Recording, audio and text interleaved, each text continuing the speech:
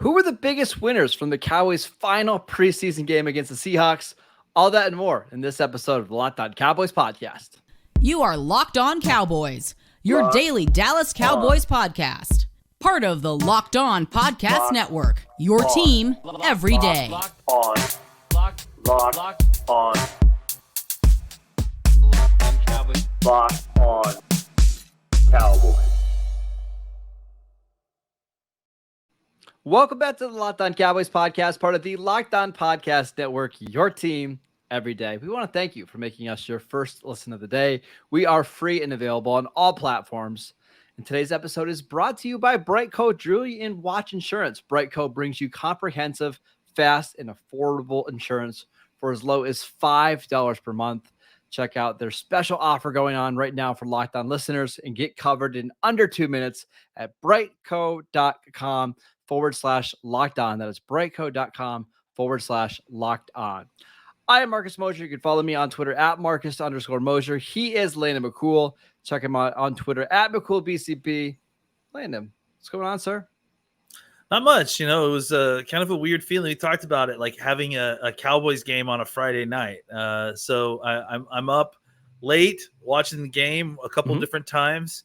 And then I got up early because of a child jumping on my head way before she was supposed to. And so I watched it again. So I'm excited to talk about this. I think that truly proves my Cowboys insanity to watch a preseason 3 game multiple times. Yes. So we at least have to talk about it. Yeah. So off the top, if you missed the game, the Cowboys did beat the Seattle Seahawks 27-26. None of the starters on offense played outside of Josh Ball, if you count him as a starter. Don't do that. But yeah, neither do I. But we've got some big takeaways, and I think you and I have the same big winner from this game, and it's Jake Ferguson, who played really, really well. What did you see from the Cowboys rookie tight end? Yeah, I think we saw a little bit more of the same of what we had seen previously. I think he's got a little bit to him after the catch. I think when you can get the ball to him in an outlet situation, and he can get upfield, get north and south quickly, and make people miss. I think what we've seen a little bit more now is kind of just how balanced his game is already. I think you noticed him on the screen providing a great block. I think it was from Malik Davis. He was out there on one of those naked boots blocking for Greer when he came out and was crushed the defensive end on one of the naked boots, just absolutely buried him. Yeah, and just like and then again, we think about watching his college tape, right? And one of the things that I thought really stood out about his college tape was specifically against Michigan, right? Against those two great pass rushers they had last year. He did a great job of pass protection as a pass blocker. And you saw a little bit of that last night as well, which I thought kind of helped stabilize things when we'll talk about Josh Ball and some of the other folks that played tackle when they needed it. And I think that's right. I think we can all appreciate why that might be a useful trait right now. So honestly, I think the big takeaway for me last night is that not only do I think Ferguson is going to get quite a bit of playing time early in the season, I think he's going to be an important part, and he's going to be a useful part of this offense because of his kind of Swiss Army knife nature. I think they need him to be a big part of the offense too, right? And I think he deserves it. Like, I'm actually kind of shocked at how much he's improved over the last 3 weeks of the preseason, because I thought in week 1, his blocking was very average at best. But by week 3, he had some incredible blocks that sprung big runs, or the Will Greer, bootleg play. Like, he was actually an asset in the run game. So how is that going to translate when you're playing better competition? You're playing more against first team defenses. We'll see, but I'm really encouraged by what I've seen so far.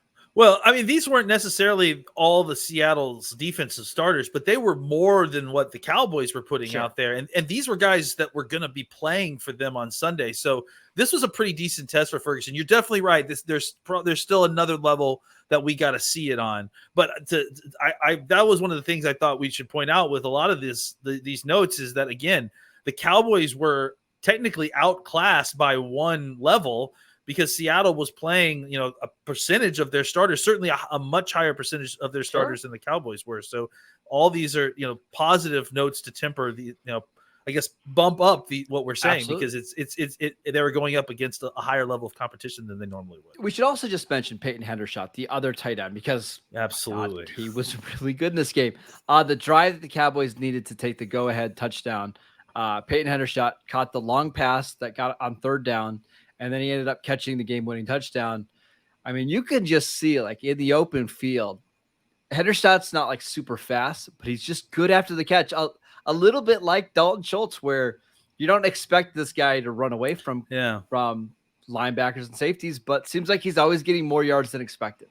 He's tough. He took a real serious shot to the chest, and he bounced right back up and was jawing and excited. Then I think maybe one or two plays later, caught the game-winning touchdown. So, I loved seeing that from him. I love seeing him getting hyping up his teammates. He's got to change his number, though, because I cannot go into the season with him 48, 49 next to each other. I mean, the worst part is that apparently he ended up having to switch helmets after that big hit with Ferguson. So not only did he have a very close to looking number, but he's also wearing Ferguson's helmet, for God's sake. So I think they got to change the number just for our sake. But excellent. Again, where the Cowboys are winning this preseason is that we're finding so many of these like undrafted rookie guys that like don't just look like they're going to make the team, but maybe look like they can have at least a small contributing role to this team, which is incredibly positive. On top of that, I mean, it gives you options in the future, right? Like, I don't want to talk about like Dalton Schultz's contract and all that stuff, but I mean, it's naive to not think at least a little bit that, hey, maybe Jake Ferguson and Peyton Hendershot have shown enough that you don't necessarily need to sign Dalton Schultz to a long-term contract. Maybe you franchise him again for one more year and we'll see where things are at. But like, those guys have played well enough that we could at least have the conversation. The Cowboys have an incredible propensity to develop tight ends. So when they find good ones, it feels good and positive that you're going to be able to develop them a little bit while they're in our system. Absolutely. All right, we got to talk about some other players, some other rookies, in fact. But before we do that, we want to tell you guys about Brightco. I told you the story, guys, a couple weeks ago or a couple days ago that I had a friend who lost his engagement ring on top of one of those Ferris wheels. Yes. Don't be that guy. And you certainly don't want to be splattered all over the internet because you just lost your really expensive ring. The guys at Brightco Jewelry Insurance will make sure that you can get a replacement for the full value of that ring, no matter if it's lost, stolen, or you just happen to misplace it. Go to bright.co/locked-on. It's the fastest, easiest, and cheapest way to cover your butt with the best jewelry insurance in the business. These guys at Brightco are absolute geniuses. They've made the buying insurance process just so easy. All you have to do is get on your phone for like 2 minutes, and they'll help you out. You won't find a better deal on great coverage that's super affordable. Bright.co/locked-on. We all hate insurance. We hate dealing with it. But at Brightco, it's so easy. It's $5 a month, and you'll get totally comprehensive coverage, and it won't take you more than a few minutes on your phone. Bright.co/locked-on. Check it out. See the offers they have available going on right now. All right, let's talk about Sam Williams. I think this was probably his best game in terms of making like splash plays. He had a sack. He had a tackle for loss behind that was pretty impressive while he was getting held. He had a couple of really nice hustle plays. He's not perfect. He's still really raw, and you're still developing him. But it's okay to be excited about his future, right, Landon? Yeah, absolutely. I think him and Tolbert are right kind of at that same place where they're doing every single thing along the step correctly. The last thing they need to do is finish, right?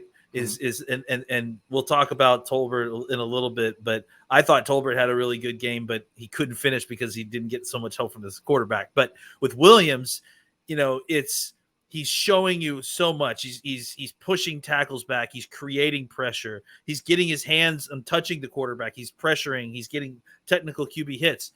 But the problem is he's also getting penalties. He's hitting the quarterback too late. He's hitting quarterback high, right? Yeah, he needs to get better in better control at the last part of his rush and finish the play. Because all throughout the preseason, what we've seen is him getting very close, right? Him getting almost there. And well, in it's this like he game, gets to the top of the rush, and then he Yeah. just can't quite bend around the tackle to make the sack, or he's just not able to convert it into a sack. Like, or he's so close. or he does, and the guy gets rid of it like right before he does it. Yes. So some of it's timing, that sort of thing. Yeah. That's fine. But my point is that he's on the precipice of being there. And I can't get over the fact like how good he's got so quickly, because I mean, it just like he has. I think all of us were kind of in a spot where, okay, I would like to see him make a contribution this year. I don't, maybe it's just like as a rotational pass rusher, 200 by the middle of the season, snaps of the season, right? Sure, that'd be great. At this point, what we've seen from him is that this guy's ready to play the run. He's got some physical. I mean, he doesn't seem to be quite there assignment sound wise. No, too many times he'll jump inside when he probably should be containing, right? He definitely lost containing a couple of these, but as far as a physical player who like all he needs to do is understand his assignment a little bit better, get some more snaps there. And I think he's going to be ready for a larger role than maybe just like, just a guy that you throw out there as a pass rusher. So it's exciting to see just how quickly the light has turned on for him and just how explosive and strong he is. Just like it really is impressive. Also, he looks like Micah Parsons. Like his face just looks like Micah Parsons when they show it's kind of unbelievable. We've been talking about this since the draft situation, right? Like I the first time I saw him interviewed, I was like, he has to be cousins with Parsons or something like that. It's nuts. Yeah, he was pretty incredible. I mean, still very, very raw. He's so athletic that he can get away with being raw, but man, like once he has a year to figure things out, sky's the limit for him. Like I'm really excited. Absolutely. I mean, he's got all the physical talent in the world. Yeah, absolutely. All right, let's talk about my guy, Matt Waletzko, the offensive tackle from North Dakota.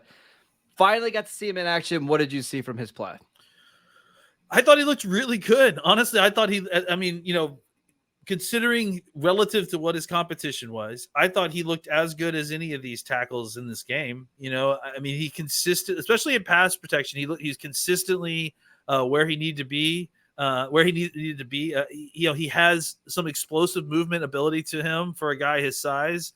I think anchoring is where he's going to be, where he's going to have problems. He moves very well laterally, and he's got great length.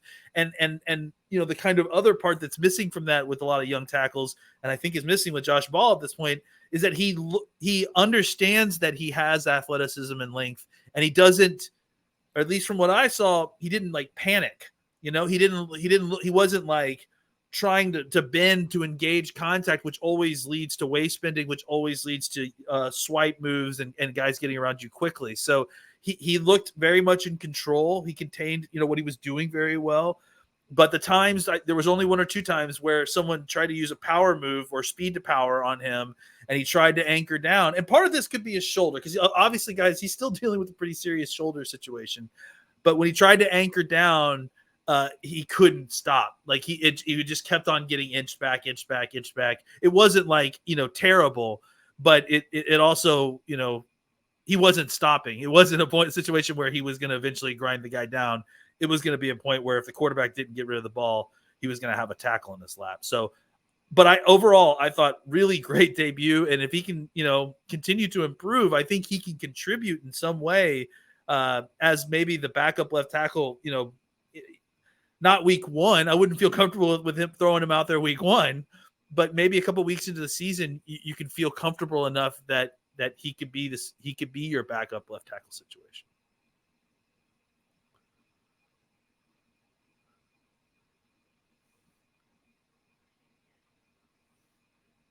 The plan is to have him be like your swing tackle in 2023, right? Yeah. I mean, if he could do that job, he's going to be just fine. I actually have a comp for him, and you could tell me I'm wrong, but watching him last night reminded me of really young and actually back to the college, Colton Miller, who, if you remember, pre-draft Colton Miller, a lot of people thought Colton Miller was like a day 3 pick because he's a 6'8", 310 pound, offensive tackle who great athlete, but you wonder about the power. Yeah. I think Waletzko's got some of those traits. Now, what happened to Colton Miller, just really quick story time, during his rookie season, he had a shoulder injury that John Gruden forced him to play through. It was one of the ones that was serious enough that he could have been on the injured reserve list, but John Gruden basically told him to suck it up and go out there and play. You're an offensive lineman. You got to figure out how to play through these injuries. And it actually really helped Colton Miller just become a tougher, meaner player. I wonder if the Cowboys are trying to do something similar with Matt Waletzko, right? Like, hey, we know this is a big deal, but we want you to kind of grit it out and go show us that you can play. And he wasn't terrible last night. Like, I was encouraged. I think they need. I absolutely wonder if it's that. I also wonder how much Waletzko is pushing for this as well. I mean, I have no idea, so I'm just interested in that information. I think there's a roster management aspect to this. They have to know. Look, if this is going to be a situation where you can't play through this and the recovery time is going to be weeks or months, then we're just gonna IR you now. We're not going to use you this year anyways. We'll go another route because they've got too many weird roster situations already. Yeah, and if they need to know if they need to just put him on IR and go for another plan. I think after last night, and obviously, we're not going to see the rest of the evaluation, behind closed doors, maybe in Dallas. They're going to try to continue to figure out if this is a viable option sooner than later, and if so, how do we keep him on the roster? Yeah. Maybe pup him? Or what? Like, I guess you can't pup him, but something can like that, IR, right? Put him on the IR and see where he's at a month from now. Yeah, it's interesting how I'm surprised, honestly, that he was able to practice. Right, well, 2 practices, and he comes in and, again, not perfect by any means. He was not a great run blocker. He did give up one pressure, but it didn't look like he didn't belong, right? It didn't look like he was struggling with an injury. Like, he was, frankly, I thought he was the best offensive lineman when he was out there, right? Well, come on. Let's not. Farniak was out. Well, Farniak had to come in for a little bit because Alex Lindstrom got hurt, but because everything was just terrible, man. Did you see Matt Farniak as the fullback on one of the plays? Yes, obviously. Did I notice who the fullback was? Is that was the question that you just asked me? Yes, I noticed who the fullback was. Yes, I'm excited. Look, I mean, as John Owning and I are Team Farniak since the beginning, and to see him kind of them try to find ways to get him involved like that, especially if Connor McGovern ends up being the left guard, right? You have to think that Farniak's taking over the McGovern fullback role, right? Sure. So, yeah, I'm excited to see it because I think he absolutely deserves it. All right, I want to talk about the defensive backs, a couple specifically, but them in general. But before we do that, I want to tell you about PrizePicks. This is a super, super fun way to bet on the NFL. All you have to do is pick 2 to 5 players and guess if they're going to go score more or fewer points than their prize pick projections. You can win up to 10 times your money on your entry. Last night was really easy. You just had to pick Geno Smith under 8 points. It was fantastic. Just free money, basically. No competing against other people. It's just you versus the projections available. PrizePicks offers projections on almost any single sport that you watch. NFL, NBA, MLB, NHL, golf, college football, men's college basketball, women's college basketball, soccer, esports, NASCAR, tennis, boxing, disc golf, Euro basketball, cricket, and more. Entries can be made in 60 seconds or less. I can tell you. I mean, it's even quicker than that. So fast. They have safe and fast withdrawals. It's currently operational in over 30 states and in Canada. Download the PrizePick app or go to prizepick.com to sign up today and play daily fantasy sports. First-time users can receive a 100% instant deposit match up to $100 with promo code Locked On, which means if you deposit $100, they're going to give you $100 to use. If you deposit $50, they'll give you $50. Don't forget to use promo code Locked On at sign up for instant deposit match up to $100. All right, let's talk real quick. Before we go into DBs, before we move over to the defense, can I just mention real quick that I feel like Jalen Tolbert got a game that's going to be missed over because he should have had somewhere in the 4 catches, 100 yards game, and because Career he missed multiple times in this one. he was just late on 3 different passes where Tolbert got open and looked good. So I just felt like we haven't checked in on a very important draft pick, and I feel like he performed well, but he's one of those positions that obviously is reliant on the quarterback, and Greer was specifically late on 3 separate passes where Tolbert had gotten wide open. Yeah, I thought Greer he settled down after the first 2 or 3 drives, but I mean, we'll see if he makes a roster. Yeah, Ben DiNucci didn't look awful. He didn't actually. I mean, honestly not enough to make the 53, but like, it's probably worth holding on to him one more year in the practice squad. We should have a whole podcast talking about the backup quarterback situation, or at least go into a whole segment about it, because it's not any clearer after last night, honestly. So I think it's something. Well, to me, it's going to be honest. I think Will Greer needed to significantly outplay Cooper Rush in order to win that job. I don't think he's done that. Yeah, I agree with that. I think we all are trying to want Greer to win that competition, and he didn't necessarily. So exactly, we'll see. All right, the defensive backs as a whole, there's just a different mindset and mentality for these defensive backs than there was in previous regimes, right? Like I know turnovers are fluky, right? Like the Cowboys aren't going to have 36 turnovers or whatever, but at the same time, like, it's definitely a skill to be able to find the football and make plays on the football, and like when it's there, you don't drop it and you make the play. These guys are just making plays. They had 5 turnovers last night, Landon. 5. Yeah. I thought for the most part the DBs were fantastic last night. I think there's an element of fluke to all of this, and I think that's an easy cop out for some of this. I think that learning to consistently catch and track the football when it bounces, like, that's a learned skill.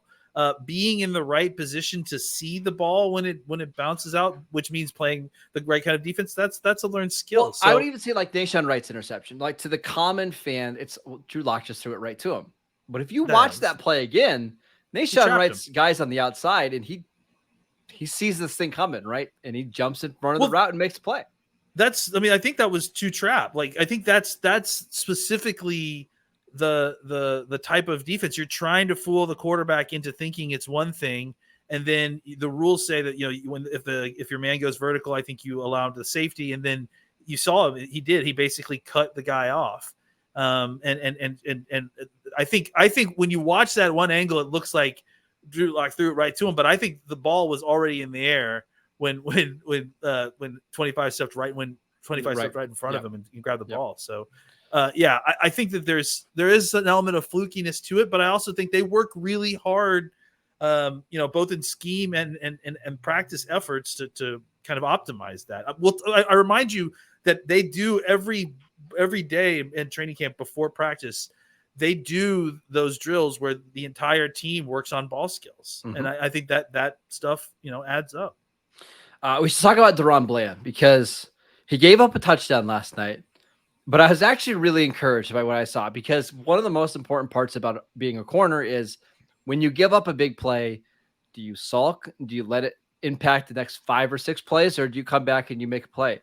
DaRon Bland, after giving up a touchdown, which, by the way, the coverage was really good. It was just a really good throw. He probably should have turned his head around a little earlier, but definitely he was phenomenal after giving up the touchdown and making plays in the ball, making tackles in the run support. I mean, I think this might have been his best game, even despite him giving up a touchdown.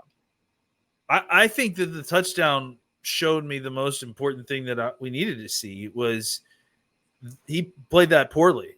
At the end, where the ball was down the field, he didn't put his hands up. He didn't, when you see, if you're playing man, your back's to the quarterback.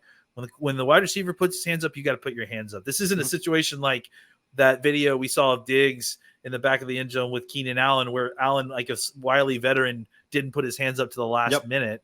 The guy had his hands up well before the ball arrived. Bland needs to at least put his hands up and certainly turn around and look for the football. He didn't do that. So, I remember watching it and writing my notes. That's disappointing. We definitely need to see him. How do we see him on the outside if he can't do that part? It's, I had concerns, especially if he's going to need to play sooner than later. What, a quarter later? No, not even the next drive. I think they tried him again on a go route. Same situation. This time he turned around and he got his hands up and he caused the incompletion. Yep. And to me, that shows you that may be the most important thing that happened to Bland the preseason. The fact that we knew that he was instinctual. We knew that he could come up and stop and run the defense and be a force on the outside. What we didn't know was how well he processed his mistakes and learned from those mistakes. I just saw a guy who made a big mistake, two kind of mistakes, not turning his head around, not getting his hands up, fix both of those mistakes in game after learning from what he did previously. And I think that shows a lot of important character that, bodes very well for that player. I mean, we've been saying it for a while, but I'm ready to officially announce. I think he's the fourth best corner on this team, and I'm not sure it's close. Like he's just so resilient. He'll tackle. He can play inside. He can play outside. I like Deron Bland. I'm a big fan. Go ahead. I was just saying, I like him more outside. I think So inside, do I. inside he struggles a little bit with some of the quicker guys. I don't know that he's quite as explosive laterally as you want your nickel corner, but he can do that in pinch, and I think he definitely can play outside. I think last night kind of proved that. Israel Makamu, he had an interception on the first or second drive. He's officially made the leap. Now, he did have to leave the game with a groin injury. We haven't quite heard how serious that is, but regardless, this is just a totally different player than what we've seen last year. I mean, he is completely dominated the preseason, and once he's healthy, I'm excited to see the Cowboys get him on the field because I think at this point, Landon, he's too good of a player not to find a way to use him. Yeah, and actually, I'm pretty sure. I mean, I kind of wanted to go back and check again when I was looking. I forgot to, but I mean, I think at some points they were using him exclusively as the nickelback. Like, I mean, they think they had two other safeties out there and then two other linebackers. So I kind of thought that at one point he was just playing nickelback, which is, I mean, his size is terrifying, right? I think you see, you see some of those other guys doing some stuff like that. I think Kirsch maybe, you see him split out a little bit, but I mean, I think for him to be like assigned the job as nickelback, like, I think that just shows you the level of versatility a guy that size has. And as the light has come on and he understands the assignments better, his athleticism is starting to shine through now. And it's great to see. It's fantastic. I mean, it's scary to see all these big, fast, long guys all over the field because it's just like it makes passing windows tiny and mistakes, very easy to be made by the offense. It's exciting. One of the reasons that I do feel optimistic about the Cowboys this year is because of the depth of guys like Israel Makamu and Marcus Bell, who I think is a lot. We talked about him. Yeah. I mean, I thought he had his best game. Yeah. And then Tyler Coyle's not going to make the team, but I thought he was really good last night too. He had a play in the red zone or in the end zone where they tried to throw like a back shoulder fade. He dug the ball out. Remember, Coyle was somebody in college, was like playing, at Purdue, was playing like linebacker. And they had him as a slot corner last night for a couple of reasons. Number one, I think they wanted to see him do that. Number two, they had some injuries with Makamu and Kelvin Joseph, who got a concussion. Like, they were just out of corners, and Coyle was playing slot corner, and he held up fairly well. I was just impressed. Yeah, I mean, it's incredible the safety.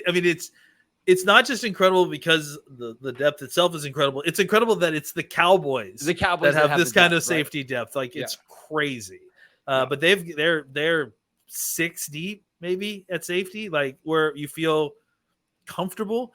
They're 5 deep in playmakers as far as I'm concerned at safety. Like, it's nuts, dude. Yeah. So they're just they're gonna have to find all kinds of different ways to get more and more safeties on the field if they can, just because these guys are so versatile. And I mean, at least 3 or 4 of them can play 5 or 6 different spots. So that makes it easy to kind of deploy them all at once if you want to. I wish we had a full week to talk about this preseason game because there were so many interesting performances. And then there were some guys that didn't step up. Like, I don't know what you do with John Ridgeway, but I can't justify having him on the 53-man roster. He just hasn't done anything. And honestly, the thing that's really hurting him more than anything is that Bohanna has looked really great all this preseason. And I think the idea was that Bohanna was just kind of not a disappointment. He wasn't what we all hoped he was going to be last year. He just wasn't ready. I think he took the year to get himself right. He's looked great. And I think, with Ridgeway not really doing anything, Bohanna kind of making a move, it's made Ridgeway look very expendable. Yeah, so we'll continue to talk about this game a little bit further on the week, but we're going to do a roster prediction show. We're going to talk about the guys that the Cowboys do end up releasing earlier this week. I have to assume Landon, the Cowboys will eventually make some kind of move at offensive tackle during the week, so we'll keep an eye on that. But that is it for today's show. Thank you guys for tuning in. And thank you for making Locked On Cowboys your first listen today. Now make your second listen to Locked On Fantasy Football Podcast. Find the intellectual fantasy expert Vinny Iyer, who brings over 20 years of NFL expertise and a unique angle to give you the moves no one else has. Get ready for your fantasy draft with Locked On Fantasy Football. You can check out the Locked On Cowboys podcast wherever you get podcasts. Check out Landon on Twitter at McCoolBCB. I'm at Marcus_Mosher. We'll see you guys next time.